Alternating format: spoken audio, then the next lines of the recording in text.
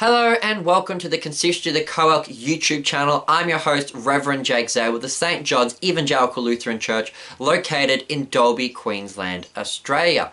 Today I want to discuss the roles and duties of the office of Deaconess. So I've done some videos previously on what is a deacon and what are the roles of a lay deacon. If you haven't watched those videos, I'd recommend you go back and watch them first because they'll provide a lot of context to this video.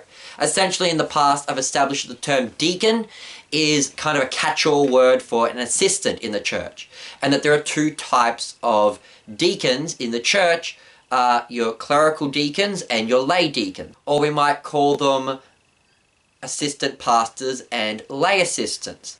The main proof text for this is 1 Timothy 5:17, where Timothy talks about two types of elders, those who teach and those who don't teach. And Martin Chemnitz, in his examination on the Council of Trent, says that there are two different types of presbyters or elders in the church, those who are lay elders who don't teach and those who are clerical elders who do teach. And so now we're going to talk about the office of deaconess, a female deacon.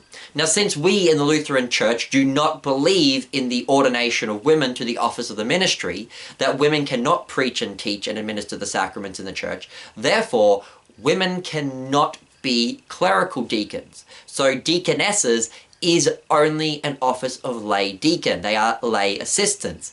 So you might be wondering, well, what can a deaconess do? Well, the easy answer is go back and watch my video on what are the roles and duties of a lay deacon, because a deaconess is the same thing as a male lay deacon. They are both just lay deacons. They don't administer word and sacrament. They don't preach and teach in the church. Therefore, it doesn't really matter whether they're a man or a woman. They have the same duties. That's the easiest answer I can give. That a deaconess is just a female version of a lay deacon. And a lay deacon shouldn't be preaching and teaching in the church and administer sacraments. I know there are some churches, like the Missouri Synod, that may have deaconesses and say that, oh, well, deaconesses, the difference between a deaconess and like a lay deacon is that a deaconess shouldn't be preaching and teaching in the church. But the reality is, as I mentioned in my video on lay reading and lay preaching, laity shouldn't be preaching and teaching in the church. So it doesn't matter if the lay person is a deacon male or a deaconess female, because they shouldn't be preaching and teaching in the church. They shouldn't be administering the sacraments. So a deaconess can do essentially the same thing as a deacon can do. Now, I've heard some people say, oh, well, deaconesses, they can, teach in Sunday school, or they can lead women's Bible studies. This actually raises two questions. First, regarding the office of Sunday school. There's a reason why the church has always called it Sunday school and not like kids' church. Because the church considered it to be a school, an extension not of the office of the ministry, but an extension of the office of parent. And since it is an extension of the office of parent, then it doesn't really matter if it's a male teacher or a female teacher teaching the Sunday school, because it's not actually the work of the church. The church may oversee it, the church may fund it, but a school, such as like a church school, is not an extension of the office of the ministry. A church school is an extension of the office of parent. And Luther talks about this in his catechism, where he talks about how schools are an extension of the office of parent. Now, regarding women's Bible studies, this goes back to the question about preaching and teaching. Can men lead a church Bible study? The answer is no, because as Article 14 of the Augsburg Confession says, nobody is to preach, teach, or administer the sacraments in the church unless they are rightly called. If the Bible study is part of the church, then it is part of the office of the ministry. It is part of preaching and teaching in the church, and therefore should only be done by the pastor. A Bible study officially organized by the congregation is an extension of the work of the church, and therefore should only be done by the office of the pastor.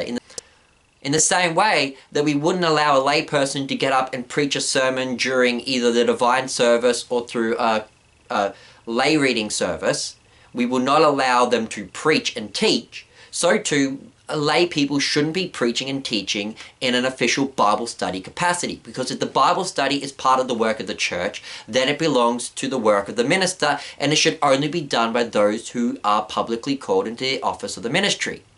However, does this mean that you can never have a Bible study outside of the church? Of course not. We have home devotion, in which the father of the house will lead his family in a Bible study.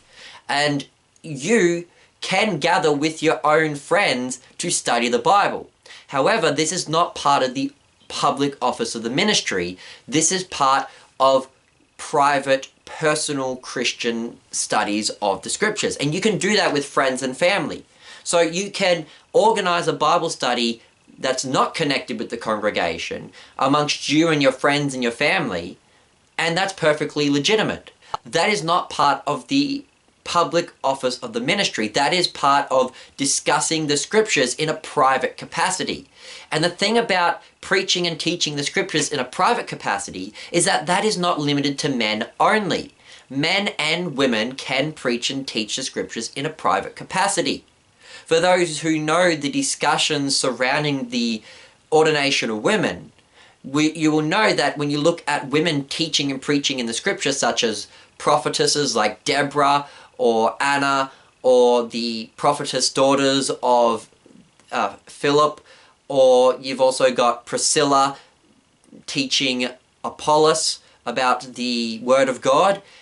These all happen in a private capacity. So in the case of Apollos and Priscilla and Aquila, you have Apollos, who is the pastor who preaches publicly to the congregation. But Apollos only knew the doctrines of John the Baptist, and he was ignorant about the fullness of Christianity. And so Aquila and his wife Priscilla pull him aside to explain to him further the ways of God. And here you have Priscilla. It's mentioned always Priscilla, then Aquila. Aquila is the husband, Priscilla is the wife, but Priscilla comes first, showing that she is probably taking the leading role here in the teaching of Apollos. But you notice that Priscilla does not get up and teach the congregation. Priscilla calls Apollos, the pastor, aside and preaches to him one-on-one privately. And here you see that a woman can, in a private situation, preach not only to women but to men. So it doesn't really matter whether a woman is leading a Bible study of all women or a mixture of men and women. If it's in a private capacity, she is permitted by Christian freedom to preach and teach in that Bible study. Now the question would be, could a deaconess do this? And I would say generally not, because as we mentioned in the video about deacons, the difference between a deacon or a deaconess and a regular layperson is that the deacon or deaconess is an official called position in the church. So any layperson, man or woman, can organize their own private home Bible study, and they can preach and teach a group of either men, women, or men and women. But when it comes to an official church office like deacon or deaconess, they are not to lead Bible studies as a deacon or a deaconess, because a deacon and a deaconess are not called to serve in word and sacrament. They are called to serve in the physical means of the church through things like charity, visitations, property, finances. And often in the early church, deaconesses were called to do visitations and works of mercy to women. Generally, you had issues where we'd have these male lay deacons who couldn't go visiting women for whatever reason. Often because it might look like a scandal if you have a male going house to house to all these single women. That looks like a scandal. So we'll send women to the houses of women. So deaconesses in the early church were generally called to do the work of visiting the sick and dying, particularly to women. Also in kind of the Middle Ages in like Scandinavia, in the Lutheran churches in Scandinavia, deaconesses were normally trained up as nurses. They were kind of like volunteer nurses. They did the work of mercy, as Pastor Bo Gitz talks about. So deacons and deaconesses, they are an official called office who work on behalf of the congregation, but they do not work in word and sacrament. So, as I mentioned, a deaconess can essentially do anything that a male lay deacon can do. There is one distinction, though, I would like to make between a deacon and a deaconess, and that is the role of leadership. So, when we come to deacons and deaconesses, these are lay officers in the church. So they do work for the church on behalf of the church. And so these lay officers can be things like visitation, charity, etc. But they can also include offices like being a cooster, or being a chairperson of the congregation, or being a treasurer or secretary, etc. Jobs like that. Now, we in the coelc do not have women's suffrage. Women are not allowed to vote in our churches. Therefore, when you have a board of elders or a board of deacons who oversee the running of the congregation, that is a leadership board. And women in the church are not to hold positions of leadership. Therefore, when it comes to like being the church chairperson, a woman is not to take that role. In regards to the offices of treasurer or secretary, it really depends on how your congregation is constituted. If the treasurer and the secretary are voting members on the board of elders, then they should be restricted to men only. If they're non-voting officers, then they can be held by women. Also, when we talk about the office of cooster, we do not permit coosters to preach and teach in the church, but we do allow them to lead the recitation of Luther's Small Catechism in the absence of a pastor. Because that leading is a position of leadership, again, that should be restricted only to male lay deacons and not to deaconesses.